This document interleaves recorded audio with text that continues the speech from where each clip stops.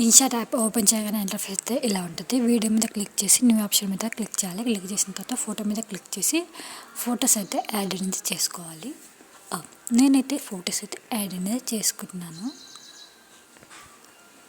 Photos అయితే add అయితే చేసుకుంటున్నాను. ఒక 4 పిక్స్ అయితే యాడ్ చేసుకొని రైట్ క్లిక్ అయితే ఇచ్చేస్తున్నాను. మీ దగ్గర ఎక్కువ పిక్స్ ఉంటే కనుక 6 పిక్స్ కూడా యాడ్ అనేది చేసుకోవచ్చు. యాడ్ చేసుకున్న తర్వాత వాటర్ మార్క్ రిమూవ్ కావడానికి ఫ్రీ రిమూవ్ అనే ఆప్షన్ క్లిక్ చేస్తే వాటర్ మార్క్ రిమూవ్ అవుతుంది. రిమూవ్ ఒక 10 సెకండ్స్ లోపు అయితే వాటర్ మార్క్ రిమూవ్ అవుతుంది. మీరు డాటా కనుక ఆన్ చేసి ఉంటే ఒక యాడ్ అనేది వస్తుంది. యాడ్ అయిపోయినాక కూడా వాటర్ మార్క్ రిమూవ్ అవుతుంది.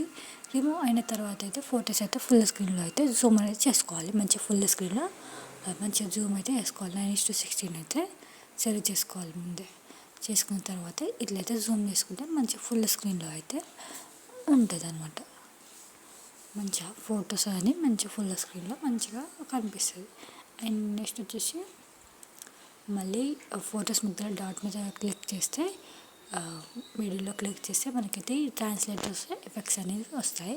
అండ్ ఒక్కొక్క పిక్కి ఒక్కొక్క బేస్లో కానీ సూపర్లో కానీ ఈ ట్రాన్స్లేటర్ ఈ ఎఫెక్ట్స్లో ఏదో ఒకటి యాడ్ అనేది చేసేసుకోవాలి. యాడ్ చేసుకుని రైట్ క్లిక్ అయితే ఇచ్చేసేయాలి.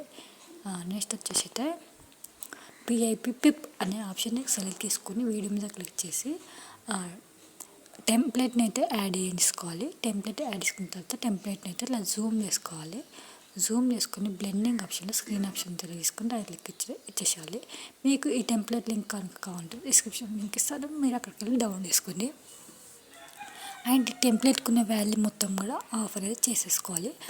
ఆఫ్ చేసుకుంటే మంచిగా ఆ టెంప్లెట్కి ఉన్న వాల్యూ మొత్తం కూడా మంచిగా ఆఫ్ అయ్యి మనం యాడ్ చేసుకున్న సాంగ్ అయితే వస్తుంది.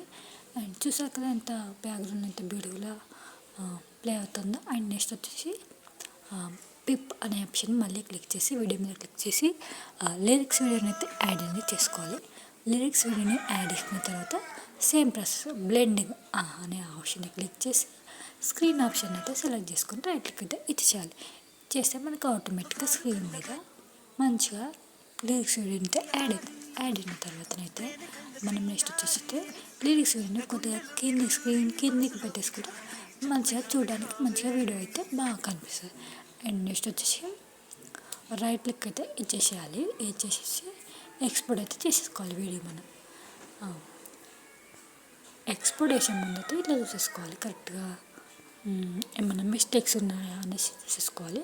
అండ్ ఫోటోస్ అయితే కొద్దిగా కట్ చేసుకున్న తర్వాత అయితే మనమైతే ఓవరాల్ ఎక్స్పోర్ట్ అయితే చేసుకుంటున్నాం.